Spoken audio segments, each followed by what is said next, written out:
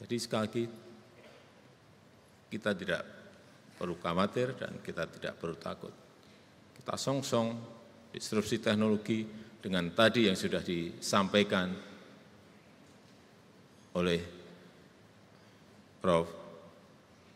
Arief tadi secara gamblang dan menumbuhkan optimisme kita bahwa kita mampu, kita bisa.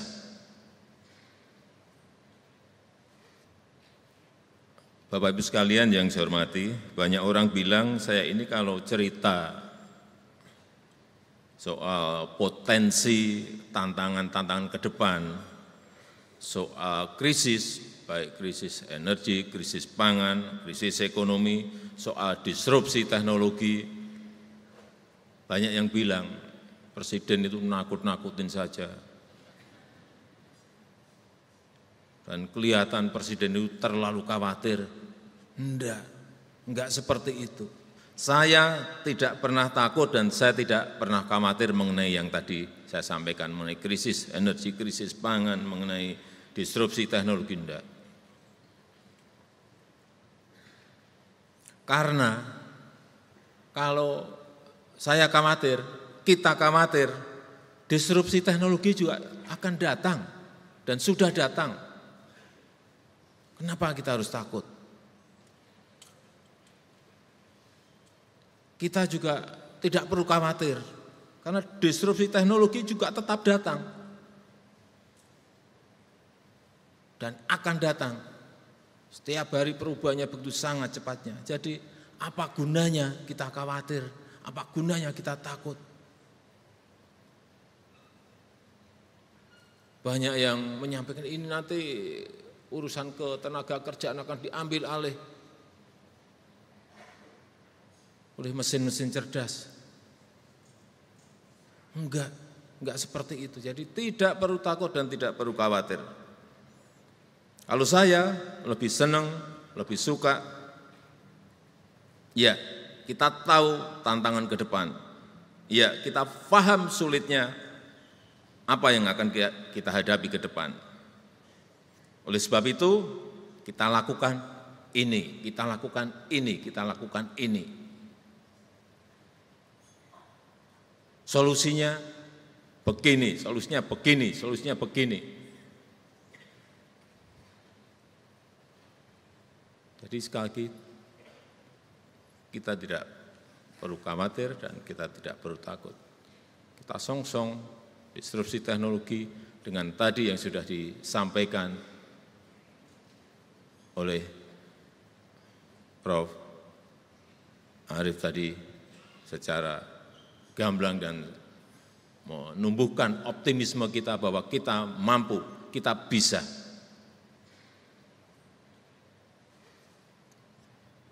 Saya berikan contoh ancaman krisis pangan, ini yang relevan dengan IPB. Ancaman krisis pangan. Kita tahu jumlah penduduk dunia semakin meningkat. Kebutuhan pangan tentu saja akan naik. Seperti di Indonesia ini kenaikan per tahun 1,25% penduduk kita. Kemudian ada ancaman perubahan iklim.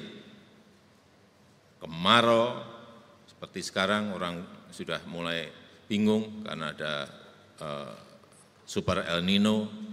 Kemudian juga kenaikan suhu, kenaikan air laut. Ya kalau kita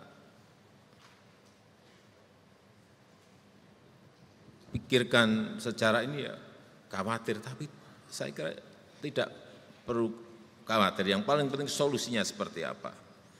Kemudian juga geopolitik yang semakin memanas. Rivalitas antara negara-negara besar. Perang Ukraina yang berkepanjangan tidak selesai-selesai.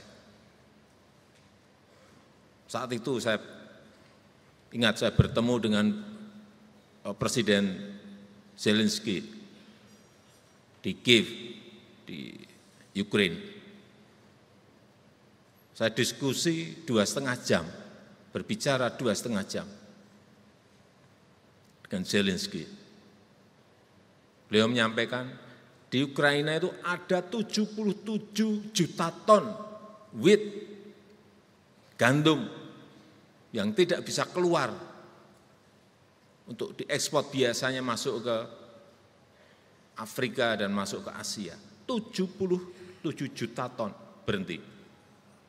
Karena pelabuhan Odessa diblok oleh Rusia. Dari Ukraina, saya ke Rusia. Bicara dengan Presiden Putin, 3 jam saya berbicara. Akhirnya keluar lagi angka. Presiden Jokowi, di Rusia ini ada 130 juta ton gandum berhenti. Artinya ada total 207 juta ton gandum berhenti di Ukraina dan di Rusia. Terus kalau berhenti, yang biasanya diekspor, makan apa? Itulah konteks geopolitik yang berhubungan dengan krisis pangan. Di Eropa harga gandum naik, di Afrika harga gandum naik, di Asia gandum naik. Kita semuanya rakyatlah yang dirugikan. Dan lebih repotnya lagi, ditambah lagi kemudian 19 negara sudah membatasi ekspor pangan, menyelamatkan rakyatnya sendiri-sendiri. India baru saja stop ekspor beras.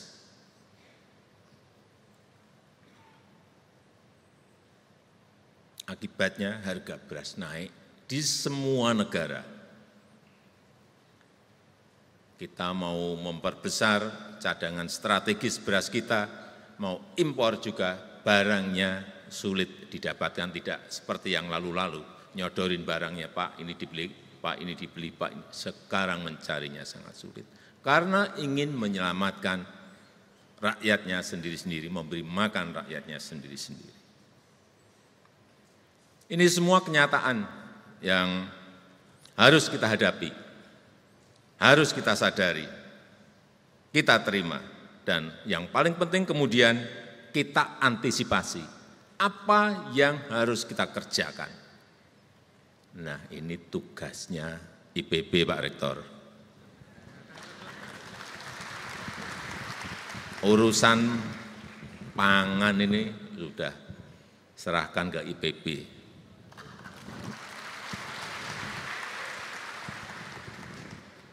Insya Allah rampung. Saya tunggu apa antisipasi kita. Rencana dan pelaksanaannya harus seperti apa. Oleh sebab itu, dengan tantangan-tantangan yang ada tadi, kita perlu inovasi besar-besaran yang bisa menjadi terobosan, yang bisa menjadi langkah besar kita ke depan itu seperti apa. Untuk menjadikan permasalahan pangan dunia sebagai peluang Indonesia untuk menjadi lumbung pangan. Ada kesulitan, ada krisis, tapi itu juga bisa menjadi sebuah peluang, bisa menjadi sebuah kesempatan. Sehingga nantinya bisa justru meningkatkan kesejahteraan petani kita, mensejahterakan nelayan kita. Karena ada kesulitan-kesulitan yang tadi saya sampaikan. Terima kasih sudah nonton. Jangan lupa like, subscribe, dan share ya.